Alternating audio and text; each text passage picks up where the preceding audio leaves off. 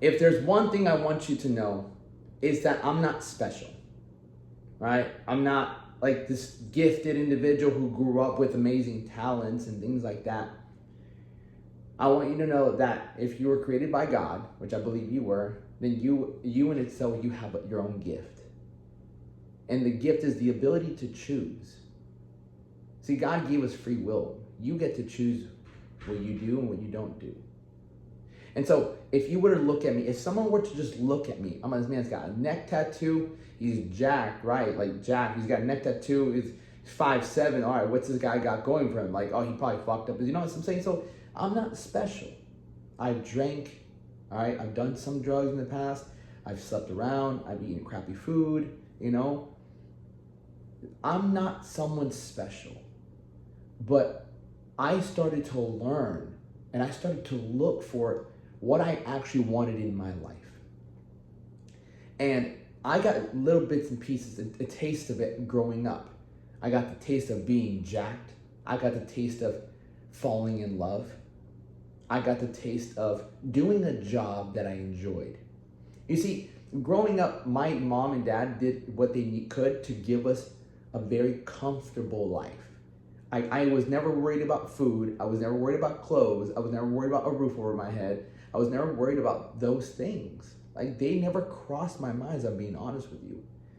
And so I also grew up with one of my friends, her dad, his name is Mike. Love him. He was like a second father to me, right? My friend Lauren, right, became friends with my brother.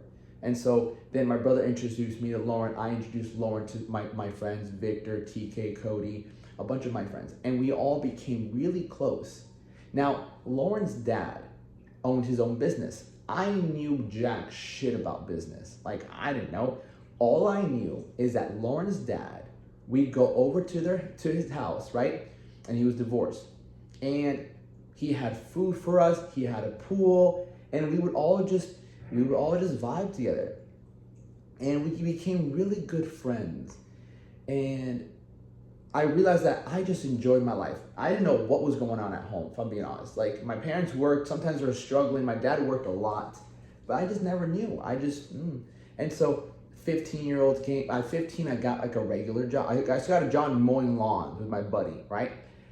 And I'll never forget when we would mow lawns here in Florida, we'd be massive lawns, and we'd find these little trees, right, in like these black baskets before they put in the ground. And these black baskets actually had black widows. It was wild. Like, we'd find a black basket, a bunch of eggs, a black widow. If you don't know what a black widow is, it's a fucking spider. It's like it's a poisonous spider. So after that job, at 16 years old, I became a lifeguard. And it's like, to me, it was all about having a job that I enjoyed. And so I enjoyed being a lifeguard because it gave me a sense of status. I got to take my shirt off, I got to tan, I got to talk to good-looking girls, I got to be an authority figure. So growing up, what I started learning myself is that I like to be jacked, I like to talk to girls, have relationships, I like to have good friends, right? Lauren, my friends Cody, Victor, TK, my brother, good friends. And I like to have a job that I really enjoyed. Okay? So growing up, those were the things I saw. But here's the thing. As I got out of high school, my friends went to college. And I still wasn't in the real world because I never really paid rent. I never paid rent, utilities. I never knew what it was like to have that kind of stress. My parents never asked us to do that. They just took care of everything. But they gave us my dad always said this, Alex, if you want anything else, you have to go earn it yourself. I'm like, okay. And I remember my dad gave me, my brother, our first car, okay? And it was a 1994 Toyota Camry, okay? I was born in 1994. That car was just as old as me, at 16. And my brother didn't really drive it much. I drove the shit out of it, all right? I loved the freedom. So I drove it, and I remember me and him would go back and forth. We'd argue about the car. He'd take it away from me because he liked having control. And if I didn't follow his instructions, he'd just take it away. Eventually, I worked at a restaurant, all right? This is at 18 years old. I worked at a restaurant. And even though I was a busboy, I still enjoyed it. Why? Because I enjoyed the people. I was fit. I was somebody there. See, in life, When you're fit, when you do more than what the average person does, you are going to be treated better than the average person. That's just how it is. All right? There's a level of respect people have for you when you do more than others. That's a huge one right there.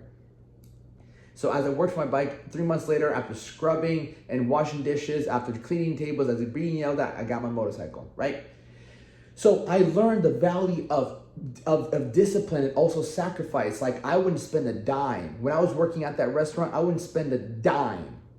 All right? I remember it was my girlfriend's birthday. I didn't even buy her a fucking gift. I didn't buy my girlfriend a fucking gift for her birthday because I said, I don't want to spend any money. I'm saving up for a motorcycle. All right? And she still stayed with me just because I was this guy. All right?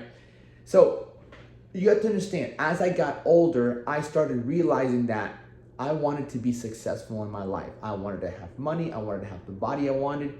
And I knew how to find a way to get it. And that's when I started looking for mentors. I started looking for people that could guide me in the right direction. I just saw so many people that weren't living a good life. And the good thing is I always listened to motivational speakers. I always listened to speakers that were willing to give me advice and like just pour positivity into me. I remember I had CDs. I would make CDs because my Toyota Corolla couldn't do Bluetooth at the moment. I would make CDs of a compilation of motivational speeches. And I'd be driving to work at like 6 o'clock in the morning. I'm like, oh man, I want to be a motivational speaker one day.